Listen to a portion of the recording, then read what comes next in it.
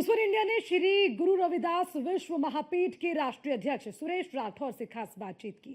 इस दौरान उन्होंने अखिलेश यादव के गौशाला वाले बयान पर कहा कि अखिलेश यादव शायद ये भूल गए कि वो एक यदुवंशी हैं। साथ ही सुरेश राठौर ने यह भी कहा कि अखिलेश यादव को गौशालाओं से दुर्गंध आती है। कांग्रेस और अखिलेश की सरकार में सड़कों पर नमाज पढ़ने का काम किया होगा, लेकिन योगी जी के राज में सड़क पर नमाज नहीं पढ़ने देंगे। इसके अलावा उन्होंने क्या कुछ कहा, सुनिए। श्री गुरु रविदास विश्व महापीठ के राष्ट्रीय अध्यक्ष और रविदासाचार्य सुरेश राठौर जी हमारे साथ हैं। पूर्व में बीजेपी विधायक भी रहे हैं, बीजेपी के नेता भी हैं। क्या कहेंगे आप? अखिलेश यादव एक बयान देते हैं कि जिन्हें दुर्गंध पसंद है वो गौशालाएं बनवा रहे हैं, हमें सुगंध पसंद है तो हमने इत्र पार्क बनवाए थे।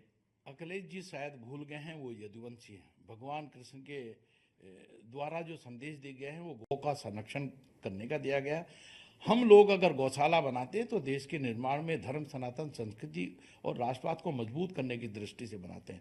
अखिलेश जी को हमारी गौशालाओं से दुर्गंध आती है और जब बूचड़ खाने जो उन्होंने उत्तर प्रदेश के अंदर खुलवाए उनके अंदर से उनको खुशबू आती है। मैं कहना चाहूँगा अखिलेश जी को कुछ सीख लेनी चाहिए।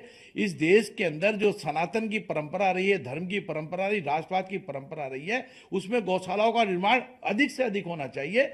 और ये जो बूचड़ खाने खुलवाकर जो दुर्गंध को सुगंधित बताने का काम कर रहे हैं, उससे कुछ सीख लेनी चाहिए।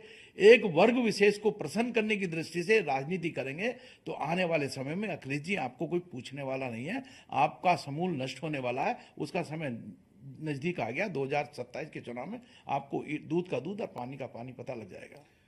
यूपी में कई जगहों पे कहा गया है कि अगर सड़कों पर नमाज पढ़ेंगे तो अगर कानून व्यवस्था में अगर इस तरीके से खलल पड़ेगी, चाहे वो एम्बुलेंस को दिक्कत हो, चाहे वो स्कूली बच्चों को दिक्कत हो, सड़क के रास्ते अगर वो जाते हैं तो कहीं ना कहीं पासपोर्ट भी रद्द किए जा सकते हैं, ऐसी भी संस्तुति की जा सकती है। विपक्ष कह रहा है कि धर्म देखकर इस तरीके की जानबूझकर जो कार्रवाइयां हैं वो कहीं ना कहीं कराई जा रही है, ऐसा बयान दिया जा रहा है। देखिए, अपनी अपनी सरकारें अपनी अपनी मान्यता रखती हैं। कांग्रेस की सरकार जिस समय थी या मुलायम सिंह की सरकार या अखिलेश जी की सरकार जब थी, उन्होंने सड़कों के ऊपर नमाज पढ़ाने का काम किया होगा। लेकिन भारतीय जनता पार्टी में योगी जी के नेतृत्व के अंदर किसी भी रूप में सड़क के ऊपर नमाज पढ़ाए जाने का व्यवधान हम हटा कर रखेंगे। किसी भी कीमत पर सड़कों के ऊपर उनको नमाज नहीं पढ़ने देंगे।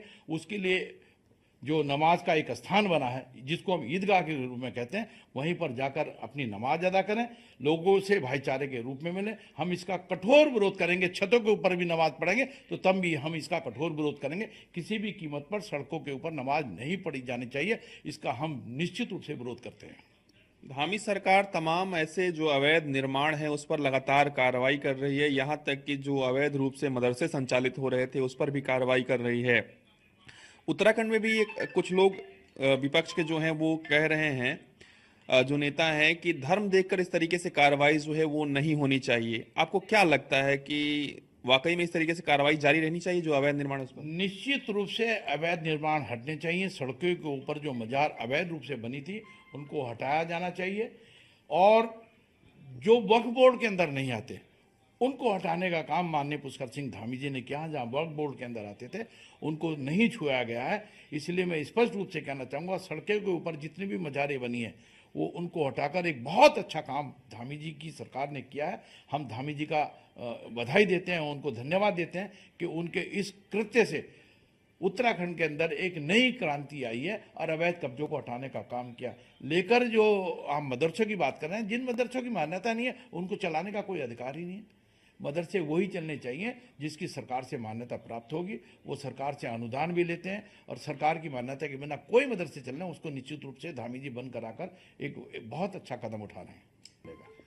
शुक्रिया। हमारे साथ बातचीत कर रहे थे श्री गुरु रविदास विश्व महापीठ के राष्ट्रीय अध्यक्ष और रविदासाचार्य सुरेश राठौर जी। वीडियो जर्नलिस्ट रविकांत के साथ मैं पीयूष तिवारी, नई दिल्ली।